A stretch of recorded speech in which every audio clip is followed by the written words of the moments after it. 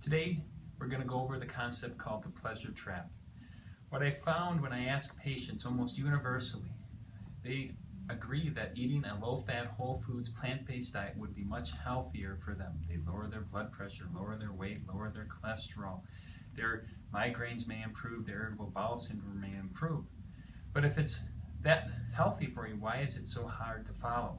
The concept of pleasure, the pleasure trap, will help give you insight into understanding why this is happening to you. And it's more than just food doesn't taste good that's healthy, but understand why unhealthy food tastes better, at least initially. But then you get trapped in eating those very unhealthy foods, and eating the healthy foods actually starts to taste bad. You can measure food in multiple ways, but one way and key concept is to look at the calorie density of food. On the low end, we're going to look at foods that are about 100 calories per pound or less. These are foods such as spinach and lettuce. Other vegetables are about 200 calories per pound. Fruits are about 300, and whole grains are between 400 to 600, depending on if you're measuring them dry or wet, such as pasta and rice.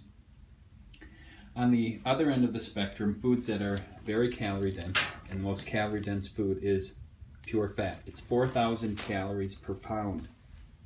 This is no different whether it's margarine or butter, olive oil, peanut oil, or any other type of oil. Then you have other foods that are more calorie dense, that are in the upper 2,000 to 3,000 range, such as cheese. And then we'll get into foods such as nuts that are in the mid 600 to 1,500 range.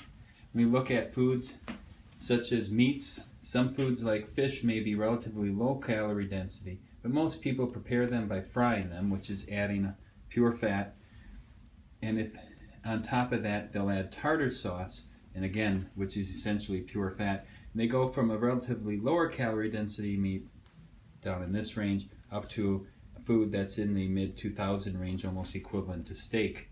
Other foods that are going to be very calorie dense are going to be bakery, which is often fried. You're going to have or a lot of fat added to it, as well as refined carbohydrates that turn to pleasure very quickly.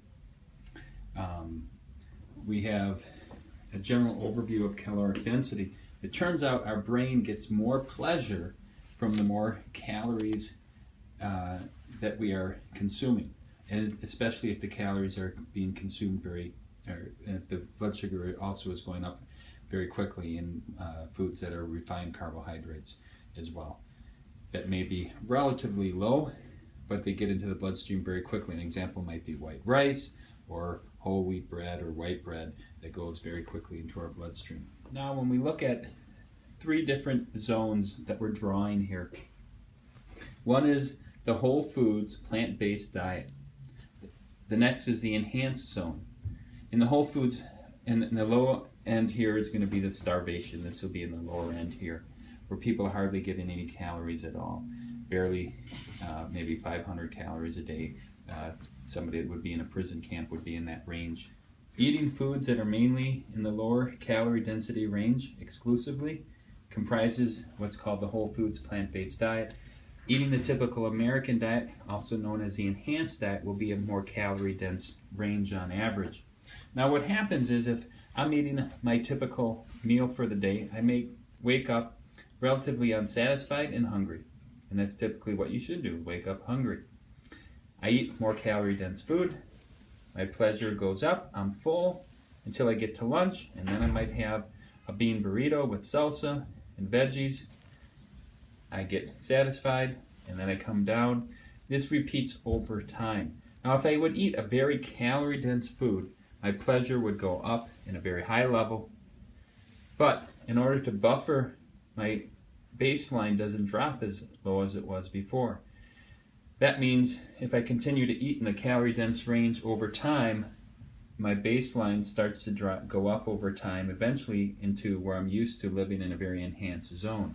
As I go up, the pleasure that I get, which is the difference between my baseline and the calorie density of the food, gets smaller. As you can see, the difference between here and here is going to be smaller, Eventually you'll get to the point where when I eat lower calorie density food, it actually doesn't taste good at all. It tastes very boring, almost like cardboard or very plain. An example would be having vegetables without fat. It just doesn't taste good. Or having to have cheese or fried foods or refined carbs, sugar added to things just to make it taste good. So here we go from eating the right food where we're just plenty satisfied. Now we eat the unhealthy food and it actually tastes right. When we're used to living in the calorie dense range, doing the wrong thing tastes right.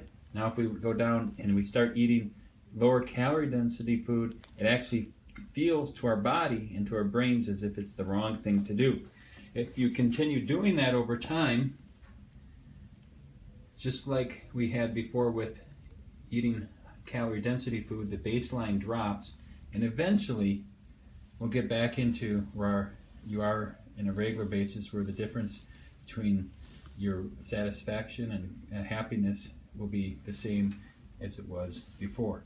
Now the difference, or the time that it takes to go from here down to here, usually takes several weeks. If you sabotage the efforts by interjecting very calorie dense food, it will track up the set point or the baseline point so that the pleasure won't be as great, and you'll continue to struggle. You won't enjoy the food as much. So to review, eating calorie dense food initially tastes good, but unfortunately over time your body adapts to that or neurally habituates to that, so that eating food that is much lower caloric density doesn't taste as good. But if you stick with it over time, your body will adapt. What are ways you can do that? I prefer that you do it 100%. If you do it 100%, your body will adapt to the new sensitivity of pleasure and taste within a couple weeks, often even within a week or less. If you aren't ready to do that 100%, you could, the first week, eat a low-fat, whole foods, plant-based diet for a week. Then the second week, do breakfast and lunch that are low-fat, whole foods, and plant-based. And the third week, do dinner completely. Unfortunately, what I find for many of my patients, that dinner is their biggest time, that they have the biggest problems, and that's where they often eat half of their calories. If you eat calorie-dense food, be very careful, because you're going to sabotage your appreciation for the healthier food. Hopefully these tips help. If you have any questions or comments, please let me know.